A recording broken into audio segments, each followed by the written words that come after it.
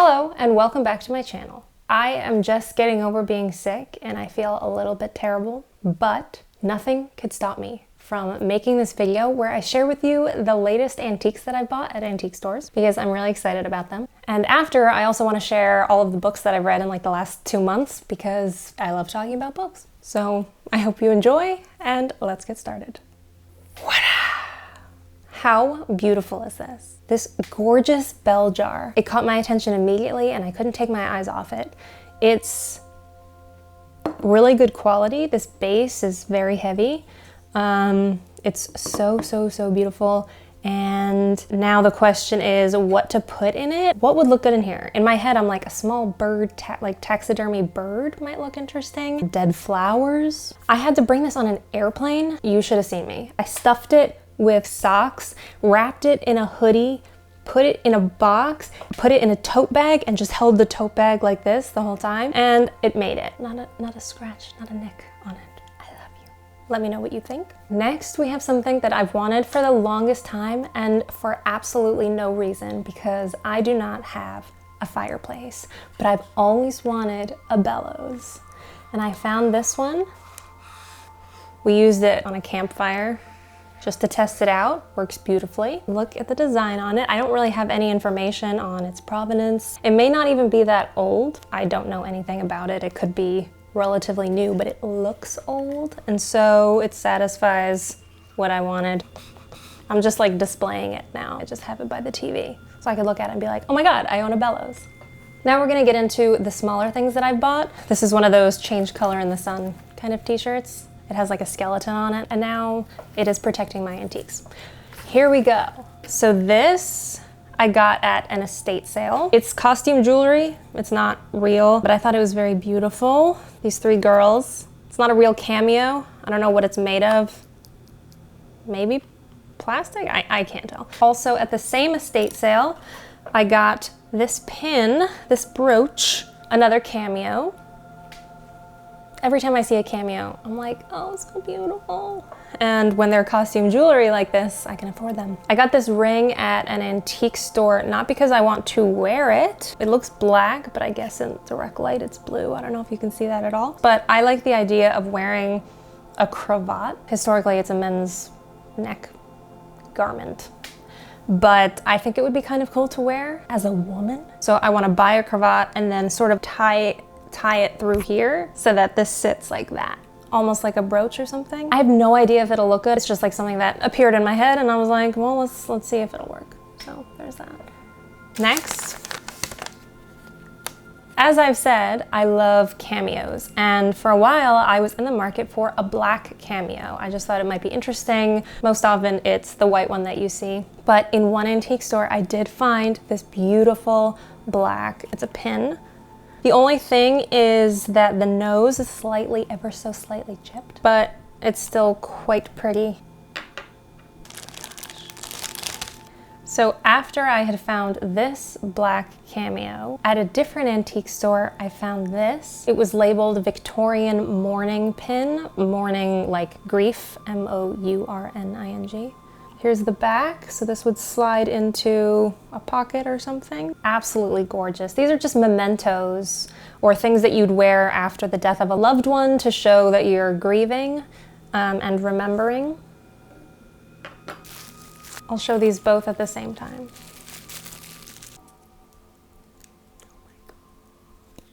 Every time I come across these in antique stores, I just stand and stare at their faces and how beautiful the presentation is. I mean, it's this beautiful gilded frame. Often they come with a fabric inside. I bought them both because they both were going for a really good price, a lot less expensive than I usually see them go for. And she especially I wanted to buy because, I mean, this photo is from the 1800s and she's an older woman, let's say. She is an eyewitness to so much history, and what sorts of things did she see and did she know, and what was her life like?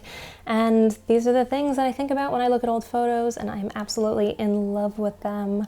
Let's put you here. Here's one other thing that I bought at an estate sale. This is a pin, a tie pin with fleur-de-lis on it. This was a random purchase. I thought it was pretty, and I'll definitely use it Now we move on to the last thing in this box, and it is something that has been on my wish list forever. And if you follow me on Instagram, you'll have already seen this because I posted about it.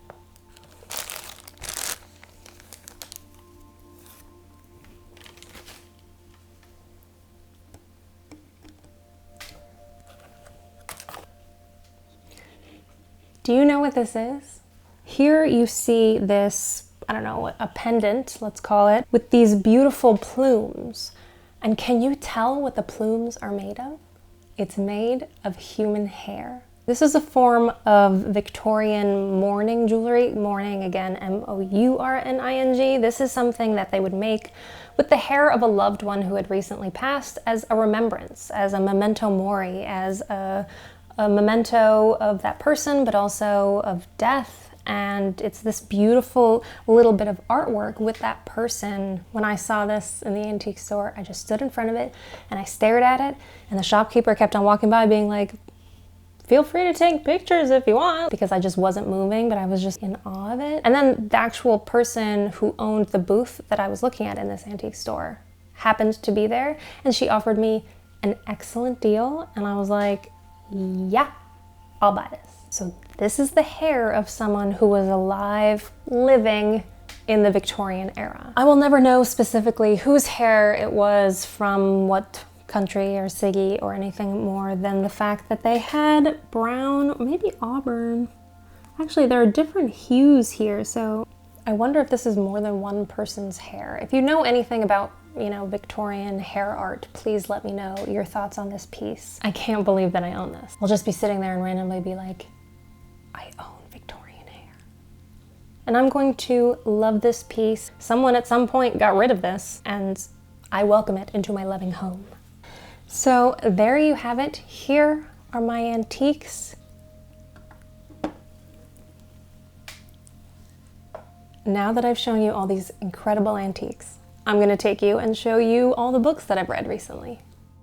And here we have the books that I've read in the past 2 months. I'm really proud of the number of books I've gotten through. Let's just quickly go through them. Around the World in 80 Days by Jules Verne. I liked this okay. It's not my new favorite book or anything. And once I finished, I rewatched the Jackie Chan film version, which was fun. Baby's first Agatha Christie. I read Murder on the Orient Express, and I hate when books have covers from like the feature film. So I'm going to be donating this. I do not want to keep it. But that was the only version of this that I had at the used bookstore that I was at, and I had always wanted to read Agatha Christie. So I read it, and I was a little underwhelmed, but still excited to get to know Agatha Christie's writing. To me, when I read it, it felt more like reading a play or something. There was so much dialogue, and I've continued to read Agatha Christie, and I think that's just a common thread. It's just like a lot of people talking, so it's quick reads. I thought Agatha Christie would be more like in-depth literature, but they're actually really fast reads. I read them in like a day or two. I didn't know who done it until I got to the end, so I was outsmarted. Stephen King's Pet Sematary. I love horror, which you may or may not know, but I'm not really a big Stephen King fan. I just haven't found a book of his that I've really loved. I liked this one okay. I thought it was interesting, more sad than anything. Thought it was well written and thoughtful. Not my favorite book, but not bad.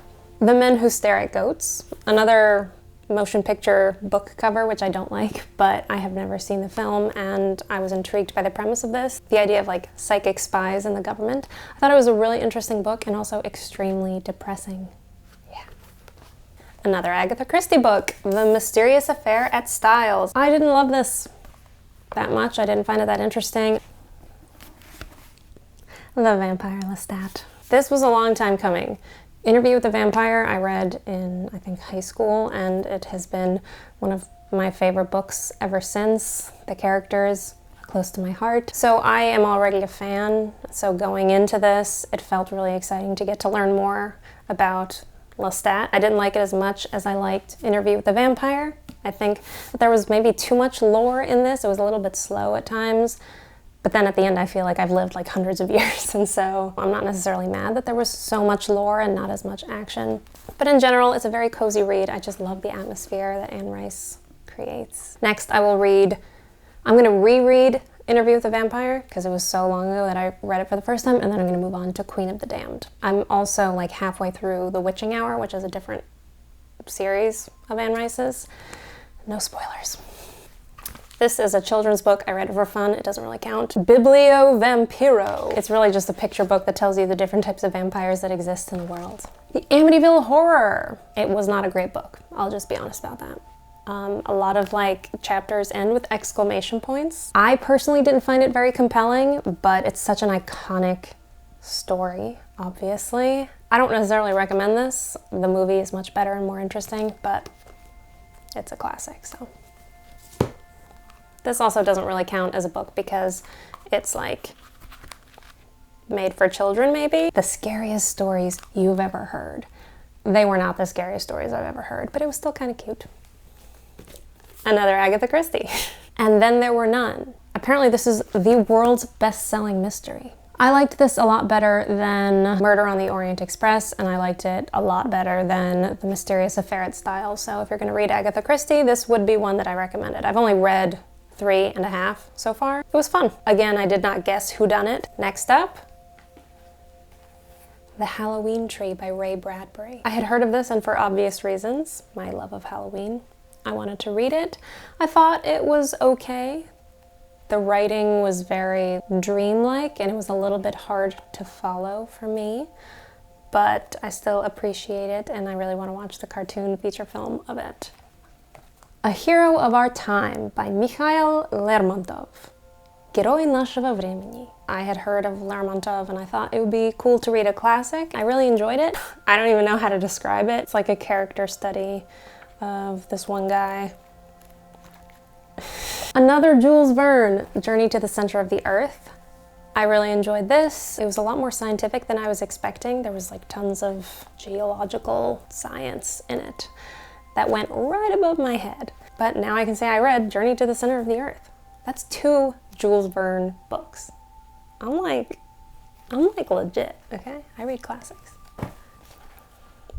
Susan Hill, The Man in the Picture. I'm a fan of Susan Hill because she wrote The Woman in Black, which is one of my favorite horror books or stories. I fell in love with the play that I saw in London, The Woman in Black, and then I was amazed to find out last year or 2 years ago, oh, this started as a book.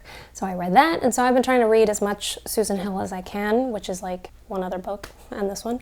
I didn't really like The Mist and the Mirror. I wasn't a big fan, but I liked this one, The Man in the Picture. I feel like she is just so good at making the most cozy British mysterious atmosphere. If you're gonna read one Susan Hill book, I would recommend The Woman in Black. Tales of Terror and the Supernatural by Wilkie Collins. This took me a really long time to get through. I would read a story, put it down for a couple weeks, read another one. I kind of loved it. I really, really love 19th century writing, and I think most of the stories in here are more on the terror side and not the supernatural side. This was more like interpersonal drama terror, but I still really loved it because, you know, it's from the 1800s. It's amazing. This type of writing is not for everyone. Last but not least, we have Hex by Thomas Oldhoefeld. I don't know how to pronounce his last name. I saw this recommended a lot on the horror literature subreddit. I did not love it. I like wanted to see what happened, but I wasn't really that interested. I don't know that I'd recommend it. Am I glad to have read it? Yes, because it's quite popular, but it wasn't my cup of tea. Here's a book I've tried reading so many different times, but I just can't get into it. It's In Cold Blood by Truman Capote. That is obviously to say nothing of the writing, because this is one of the most beloved books in American literature. I just don't like the subject matter. I don't like true crime at all. That's not to say I'll never read it, and maybe I need to be in the right mindset to get through the whole thing, but you know, life's too short. I have a huge stack of books to get through, and this is sort of like hitting the brakes every time I open it. I'm just not that gripped by it. So I'm gonna put this one back on the shelf, and maybe in the future it will be time, but that time is not now. But now to show you the books that I'm currently in, and I'm committing the cardinal sin of being in the middle of 3 books at one time. I didn't want to do this, but 2 of them are really slow reads for me, and it felt like I was just not making any progress, so I decided to also open up an Agatha Christie book because I read them quite quickly. This one is Halloween Party. I chose it just based on the name, and I'm about this far in, and there's not as much Halloween stuff as I would want. This is another, The Jungle Books, so both of them, by Rudyard Kipling. I'm really liking this a lot, but I don't know, reading about stories about animals, it sort of slows my brain down a little bit, and I start reading at the pace of like a child, I don't know. Last but not least, we have The Best Ghost Stories of Algernon Blackwood. Algernon Blackwood is a writer whose work I've wanted to read for a really long time, ever since I knew that there was a story called The Willows, which sounds like the perfect horror story for me. I don't know, it just seems scary in and of itself. The Willows.